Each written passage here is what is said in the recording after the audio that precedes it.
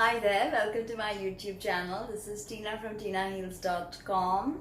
So check out my website, and today this video is all about an Aries ascendant, a Capricorn moon, and an Aries sun. So you have your ascendant degree in cardinal fire masculine ruled by Mars.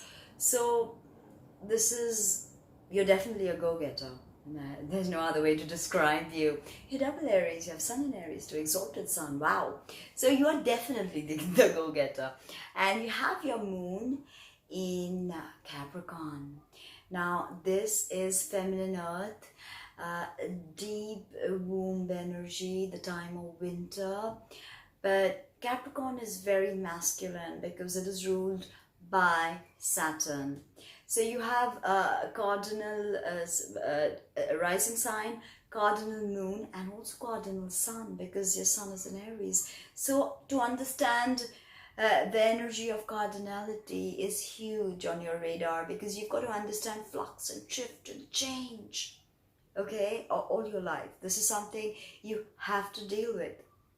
Now, Capricorn is ruled by Saturn, and it is cardinal earth, and you have your sun in Aries, which is cardinal fire, ruled by Mars. So you're very Martian and Saturnian. Now don't forget, Mars and Saturn are the two original malefics of the zodiac.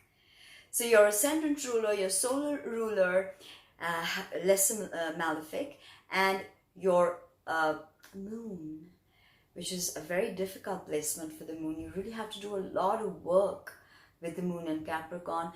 This is the greater, ruled by the greater malefic. So it's really your life is about a constant journey of self-exploration, right? Let's discuss that more. So the ascendant is the degree, the ascendant degree is the degree of the zodiac rising on the eastern side of the horizon at the moment of your birth. And the sign in which it falls is your rising sign. For you, that's Aries. So, the ascendant is kind of like the Jungian mask we wear. It's the interface with which we interact with the world, okay? When you walk into a room with your purposeful Aries stride, people can see you're a leader. People can see you're not going to take no for an answer. You're going to say it how it is, even if it hurts somebody, right? And the rising sign also speaks of your physical body. Okay, it describes how you look. Basically, it is the go-to touch point that your soul has made with the material world, and your ascendant is your soul karma. The lesson of your ascendant is your soul karma. Now, having an Aries ascendant, Aries rules the head, so your head is very much in focus. Very prominent features, well-defined features, sharp. Aries is dry, fire, sharp. Okay, very well-defined features. You have an Aries sun, so double whammy of Aries.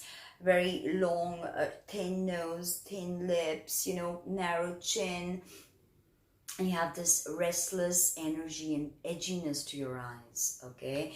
And nobody can avoid that. You're very, very restless and impatient because you have tons of energy and you don't know what to do with it, and you get bored really quickly, okay? Aries is the archetype of the initiator, the pioneer, okay, the fire starter. And Aries is about going forth and experiencing new things. Why? Because Aries is the infant of the zodiac. It's the first sign, right? When the soul enters Aries after the 29th degree of Pisces, which is the degree of archetypalization, the soul experiences a mini Big Bang and everything is born anew. Think of what happens when the sun enters Aries. Boom, explosion in the northern hemisphere. Spring is here, a promise of renewal, a promise of rebirth. By the way, Aries and Scorpio and Pisces are three signs according to esoteric astrology, which are the signs of death. So you must die in the fires of Aries to be reborn again.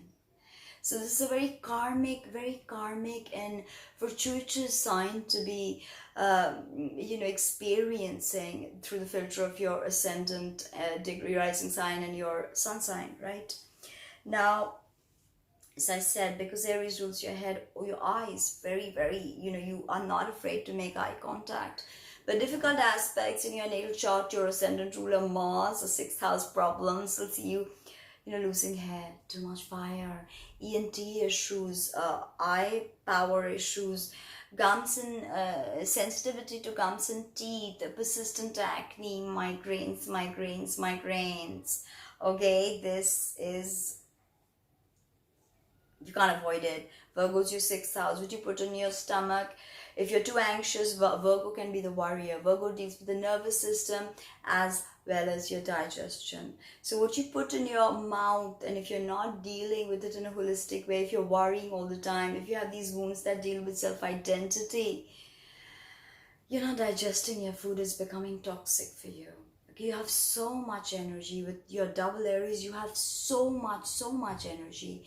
If you don't burn that energy, it will burn you, right?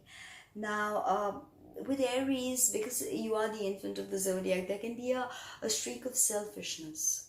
And this is understandable, because also if you look at the infant, it is, he or she is selfish. And they're not so selfish like humans, but they're selfish in the sense they understand self-preservation. They need to exist. They need things to be about them, the infants. So it's all right to have that streak of selfishness, because that gets you going, that gets you moving. But as Stephen Forrest, the eminent astrologer, says, that the goal of Aries should be enlightened selfishness. Yes, it's about you, but what then? How do you take this me energy and transmute it to we? Okay? Now, remember, Aries is about a new directionality. Always, when your soul is born in Aries, you want to go in a new direction, right? And it's turbulent, it's agitating, it's volatile, it's not easy. It's a domain of Mars. The soul ruler of Aries is Mercury. So you must understand that as Mars is our, action principle, it also can mean strife, war, conflict, competitiveness. But having Mercury as in its high vibration as the soul ruler of Aries, it means that the Aries is about higher wisdom. So this is something to think about, fodder for thought. Anger can be huge with Aries ascendants and Aries sun. First house exalted sun, I agree. But anger could be a huge issue. You can just blow up on people like a firecracker, okay? Remember, a lot of Aries people have their hair short. Even women tend to appear more masculine, squarish bodies, and they love their red hair, Mars, the red planet, red streaks, maybe red lipstick, highlighters, all of that. But remember, when Mars is making difficult aspects to any of your personal planets, or to Pluto or Saturn, you be careful of guns, freak fires, heavy machineries, driving under the influence, and all of that, okay? Guns, take care of that. Now you have your moon in Capricorn, and now this is not again an easy. Now all of these signs, Aries and Capricorn, not good with emotions. So being in touch with your emotional body is very important, and the moon is just that, the very opposite of the ascendant. Ascendant is our outside armor. Moon is who we are inside, when no one is looking, right? And remember that the moon in Capricorn endures. It's about endurance, okay? And it it can be very sensitive, but it does not show emotion. Ruled by Saturn, it can be cold and detached. So the moon symbolizes a female boss. In the olden days, it was queen, mother, women in general, caring, nourishment, and all of that. Feeling, connecting, emoting, our raw ways of relating, okay? Our reactions, our basic mental perceptions, our mother, our childhood, and all things we hold very close to us. That is the moon, okay? And in Vedic astrology, the moon is the mind, not so much as critical analytical mind, but more a perceptive interface, okay? It is basic mind consciousness, right?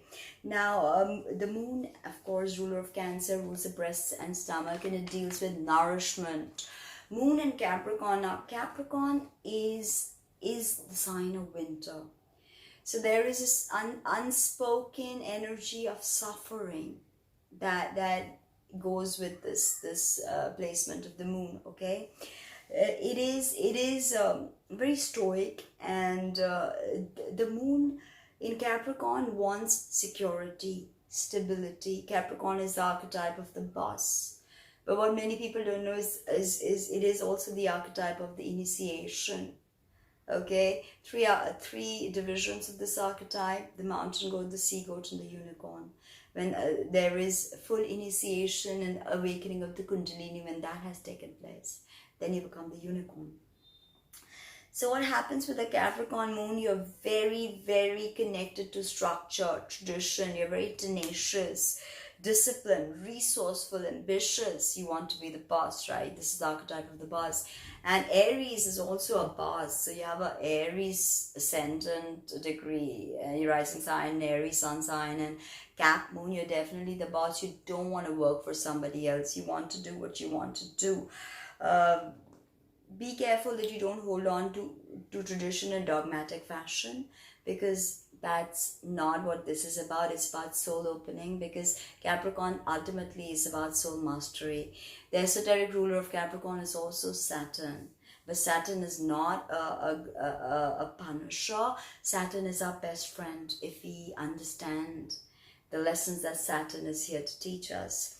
So you are the sign with your moon in Capricorn, your feet on the ground and eye on the prize sign. Okay, you know what you want and you go after it. In Babylonian myths, Capricorn is linked to Ea. Okay, and he's called the antelope of the ocean, who gave humans knowledge, wisdom, and never got emotionally involved or disturbed. Ea is Saturn, okay? So this makes it very interesting. There's a sense of detachment. Moon in Capricorn, your mother may have been very much a disciplinarian and may not have been emotionally available for you the way you wanted it. Your childhood may have been very structured. Now again, Sun in Aries, exalted Sun, first house, you're a go-getter, right? You want to achieve what you want to achieve, and you don't want to, listen to anybody. You are the boss. The Sun symbolizes conscious awareness, which is our soul. Our willpower is basically how we take our internal magic and convert it for the world to see, right? Our vitality. The sun sign is how we want to be perceived, and the ascendant is how the world perceives us, okay? It is a healthy sense of I am, not ego, but a healthy sense of I am, okay? And sun also symbolizes ambitions, goals, so does Mars, but the sun is more elevated. Okay, and it speaks of the purpose of our incarnation, okay, and it speaks of how we will lead and how we will shine. As an Aries Sun, exalted Sun, first house Sun, you are the go-getter. You're ready to trailblaze to new heights and go places where no one has gone, because you're not afraid of anything. And your moon in Capricorn is a 10th house moon. So you're very, very emotionally involved with your work in some way. Okay, maybe you don't pay attention to that emotion, but it is there. All you need to do is tap into it, because what people don't know about Capricorn is it's not a cold, heartless, materialistic sign. It is one of the most profound spiritual signs out there. Subscribe, like, comment, and visit my website to check out my merch and check out the readings I offer. Thank you. Take care.